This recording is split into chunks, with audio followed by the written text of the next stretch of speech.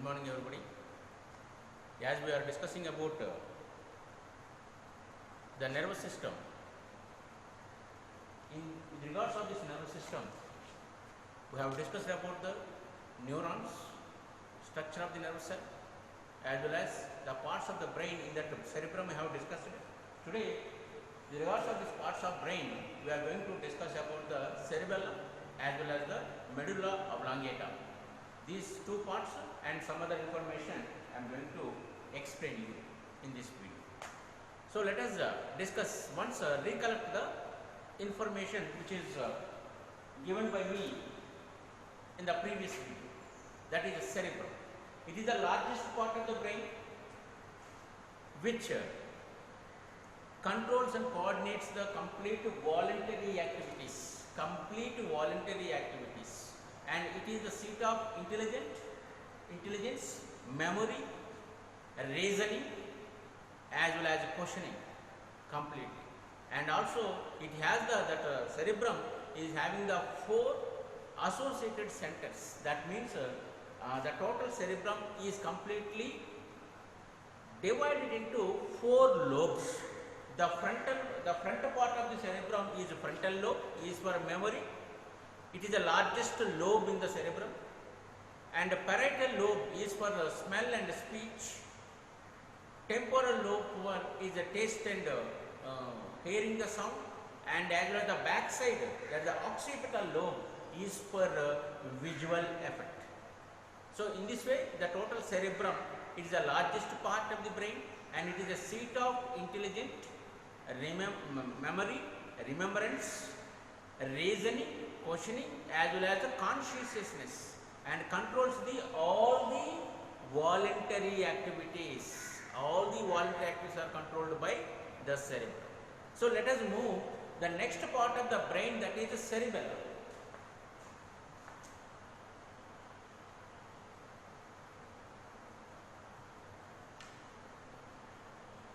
It's also called as the small brain or little brain. It's also called as small brain or little brain. Cerebellum. When you take the brain, this is the external part of the brain, and this is the area you find the cerebellum.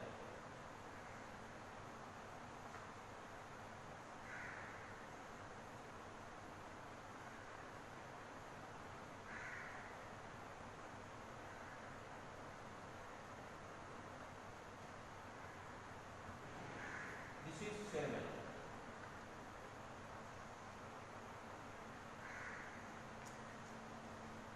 It is a very small part in the brain completely. It is projected beneath the cerebrum, the largest part of the brain, and it is also divided into 2 equal halves.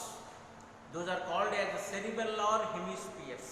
A right cerebellar hemisphere in the right side, left cerebellar hemisphere in the left side, and both of them are connected. These cerebellar hemispheres are connected with a part is presented in front of the cerebellum, that is called as the pons varolii.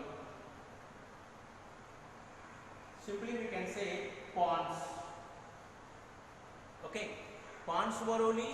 It is a part which is presented in between the cerebellar hemispheres and convey the messages from the right part of the cerebellum to left part of the cerebellum, and the left part of the cerebellum to right part of the cerebellum.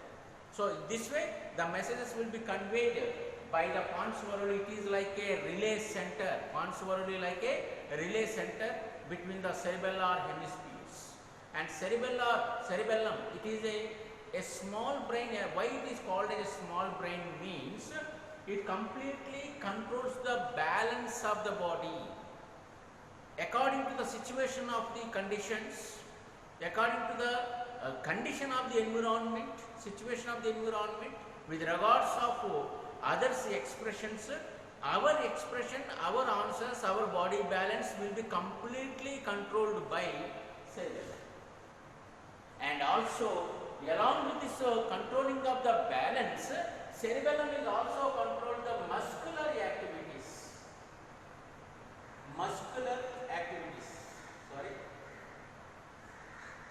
muscular activities means the contraction and relaxation.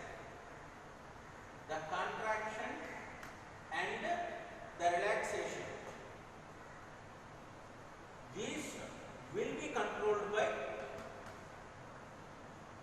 cerebellum. It means that suppose you want to walk from here to there. Actually, this is the voluntary action. You want means you are decided to move from one place to another place. It is a voluntary action.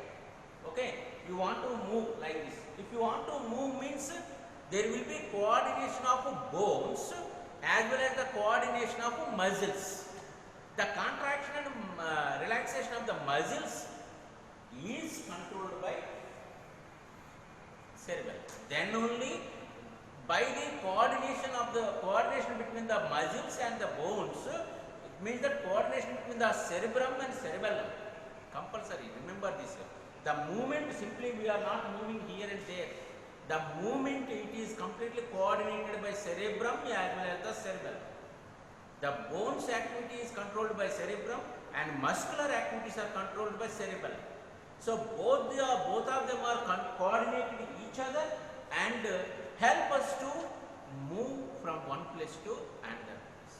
That is the major important function of the cerebellum. The muscular activities, the contraction and relaxation of the muscular activities will be controlled by only the cerebellum. Okay, and beside of this one, it also controls the balance of the body. According to the situation, how to talk, how to mingle, what to talk, everything will be decided by only the cerebellum.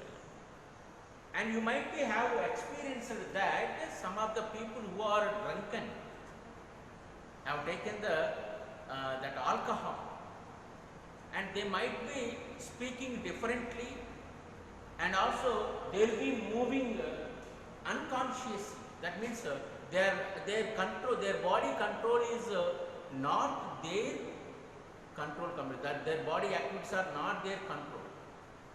This means the alcohol, what is they have taken, they have drunk, that alcohol influence on the cerebellum. The alcohol influence on the cerebellum, and so that the body balance will be unfair or unfamiliar completely, and so that the person will be drowsy like this, and also speaks unconsciously. He doesn't know what he is speaking. He doesn't know how he is moving. He is completely moving in a different manner. And once that hangover is come down or completely gone, then he will come to the consciousness and he will say that I did not do anything, I did not do anything. What I talked or what I did. This is because he doesn't know what happened when he was drunk. That is, that body balance is completely controlled by cerebellum. That's why cerebellum is the small brain. It controls the body balance and also muscular activities compulsory. Okay, and next move to the third part of the brain, that is called as medulla oblongata. This is called medulla oblongata. It's a long tube-like structure which is a triangular in shape. Medulla oblongata.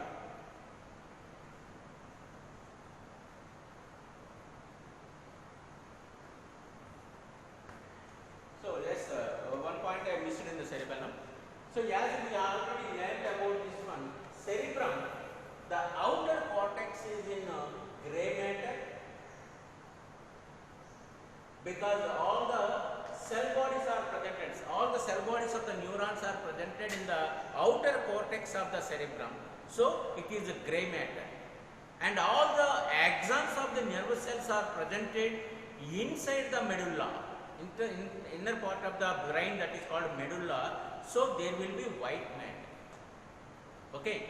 So the same thing will be presented in the cerebellum also. In the cerebellum also, same thing will be presented. The outer cortex is completely covered by this cytons. That means cell bodies of the neurons are presented outer cortex, and the axons are presented in the inner part of the cerebellum. That's why outer gray matter, inner white matter will be presented in the cerebellum. It is looks like a branched tree. Which one? The cerebellum. Okay, let us come to know about the medulla oblongata. Medulla oblongata is a tube-like structure which is extended as a spinal cord.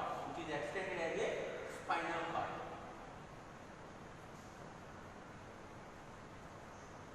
Okay, and this is very important for medulla oblongata is very important for as it is controlling the all the involuntary actions of the body, beating of heart, that means heartbeat, breathing, digestion of the food, respiration. These all will be controlled by the medulla oblongata. So the medulla oblongata is very important. If the medulla oblongata is spoiled or is damaged, surely the person dies. Why? Why? Because it controls all the involuntary actions like heartbeat, respiration, as well as digestion of the food. All the involuntary actions are controlled by this medulla oblongata. Once it is damaged, all these involuntary actions will be damaged. So the person will die. If the heartbeat stops, the person dies or not. Simple common sense. Okay. So medulla oblongata is very important as it is controlling all the involuntary actions. Okay. Even if you are feeling some hungriness, sleepiness, grief, or whatever it is, whatever the emotions, everything because of the medulla oblongata. It will control the sleep, it will control the hungriness of the body.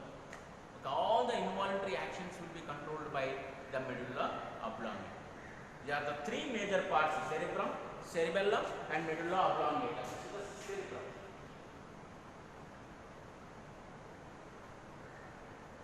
This is cerebrum, cerebellum, and medulla oblongata.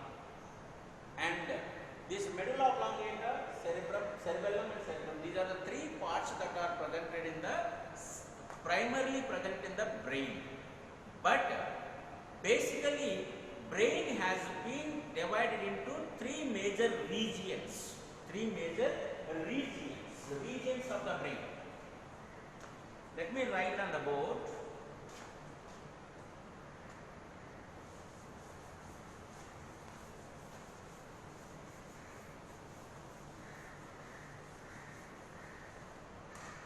The regions of the brain.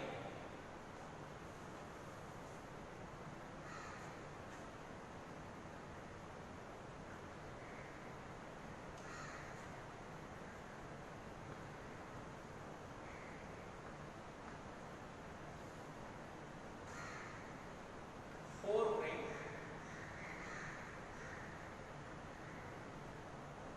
hindbrain, midbrain, and hindbrain.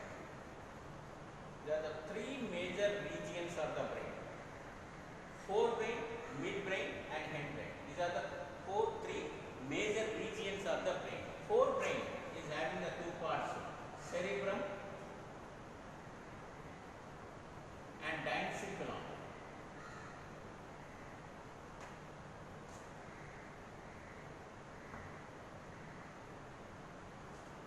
Midbrain is a short part, small part, a short region, and hindbrain consisting of three parts: cerebellum,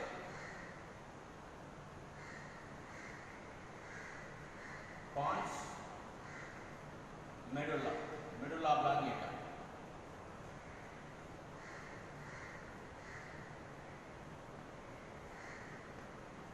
These are the major parts that are involved in the brain. There are three regions: forebrain, midbrain, and hindbrain.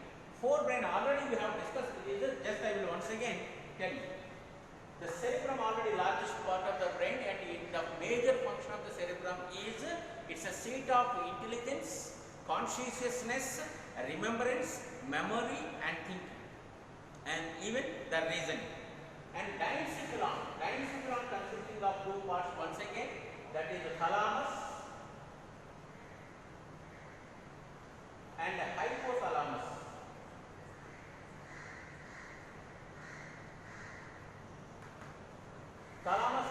region which is presented below the corpus callosum. A question mark shaped structure will be presented. Already I have explained this one. Corpus callosum.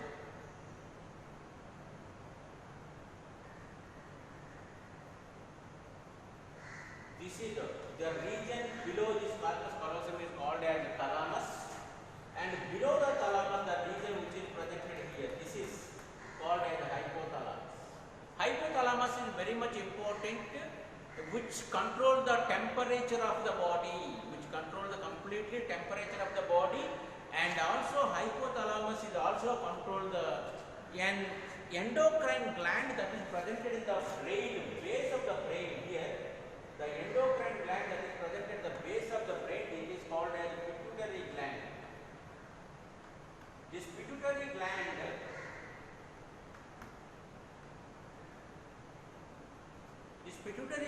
is a gland which secretes the hormones, and also it controls all other endocrine glands actually.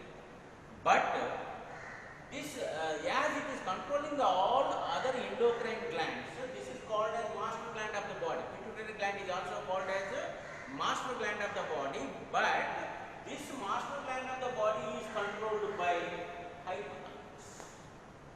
The master gland of the body, that is the pituitary gland, is controlled by hypothalamus. Remember here, the pituitary gland is controlling the all other endocrine glands, and this pituitary gland is controlled by hypothalamus of the diencephalon. Okay, hypothalamus, that is very important organ in our brain. It controls the not only pituitary gland, it's also controls the temperature of the body. Next, the midbrain, it's a short region, very small region, which is completely act as a relay center between the cerebrum and the cerebellum. That means forebrain and hindbrain. These two regions are connected by the midbrain. Next one is hindbrain. Cerebellum already we discussed. It's a small brain which controls the balance of the body as well as the muscular activities of the body. And it is divided into two regions, that is cerebellar hemisphere, right cerebellar hemisphere and left cerebellar hemisphere, and these two are connected by pons varolii. This pons varolii is act as a relay center. It sends the information, the impulses from right cerebellar hemisphere to left cerebellar hemisphere, as the same from the left cerebellar hemisphere to right cerebellar hemisphere. Next one is medulla oblongata. The medulla oblongata controls all the involuntary activities of the body. All the involuntary activities are controlled by medulla oblongata. Okay, this is the complete information about the brain. And next we will discuss about the spinal cord.